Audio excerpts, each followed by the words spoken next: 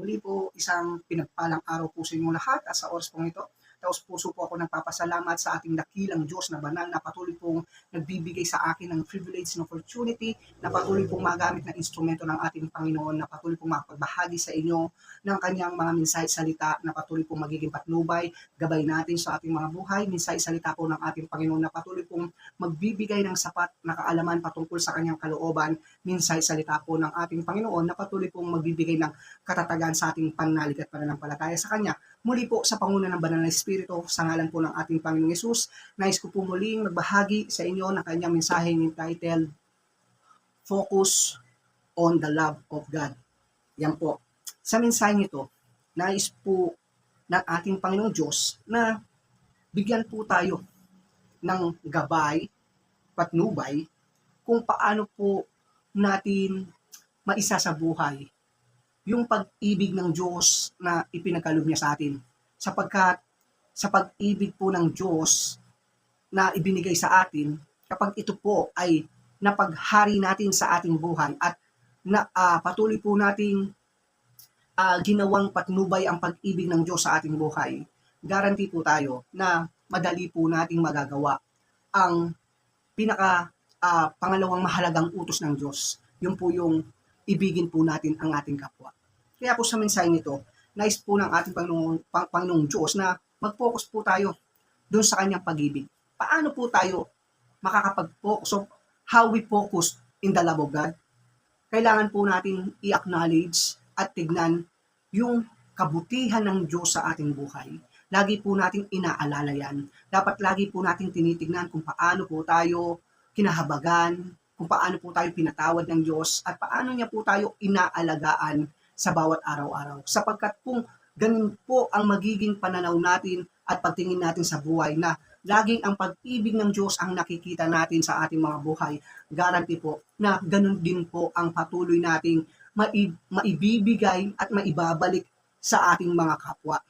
Kapag po natuto tayong kilalanin at makita ang pag-ibig ng Diyos sa ating buhay, guarantee po tayo, matututo rin po tayong mahalin ang ating kapwa sa kabila ng kanilang mga kamalian, sa kabila ng kanilang mga pagkukulang sa atin. Guarantee po yon, madali po tayong makapagpatawad. Dahil kung nakapokus po tayo sa pag-ibig ng Diyos, na iisipin natin na tayo nga na ang dami natin ginawang kasalanan sa Diyos.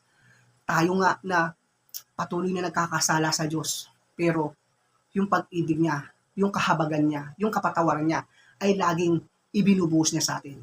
Ano po yung patunay na mahal tayo ng Diyos at lagi ko po itong ginagawang example. Isang patunay na mahal po tayo ng Diyos, yung sa oras na to, may buhay, lakas, at hininga ka na tinataglay. That is the one katunayan na mahal ka ng Diyos. Di ba? Hindi ka pinabayaan ng Diyos sa oras na to, kung buhay ka man. Yan po ang patunay. Kaya po nais po ng ating Panginoon Diyos sa mensaheng nito na patuloy po tayong tumingin, patuloy nating kilalanin, patuloy tayong mag-focus dun sa pag-ibig na patuloy niyang ipinagkakaloob sa atin.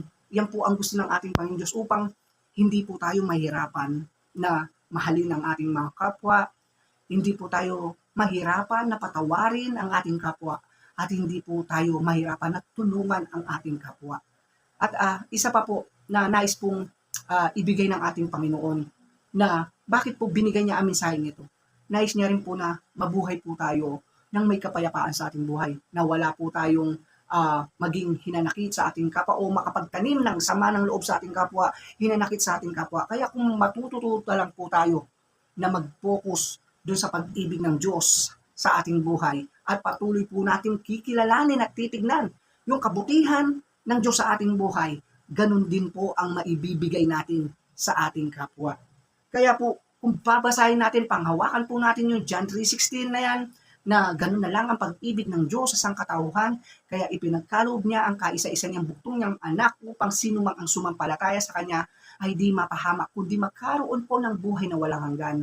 Ganyan po tayo kamahal ng Diyos, na even na hindi mo man nararanasan o hindi mo man nararamdaman yung pag-ibig ng Diyos, guarantee po ako, na mahal po tayo ng Diyos.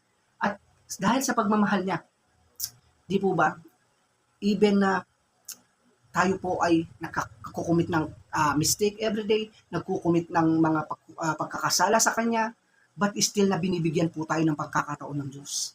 Kaya po, sabi niya po sa kanyang salita in Bible, hindi niya pa po tinutupad ang kanyang pangako na matapos na o mag-end of the world na.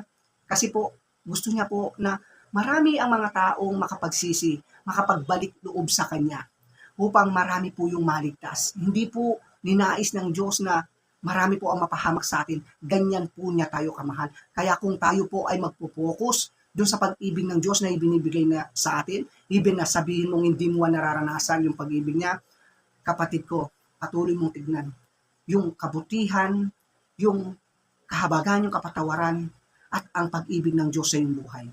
Kaya kung ngayon na buhay ka pa at malakas, tandaan mo, mahal na mahal ka ng Diyos.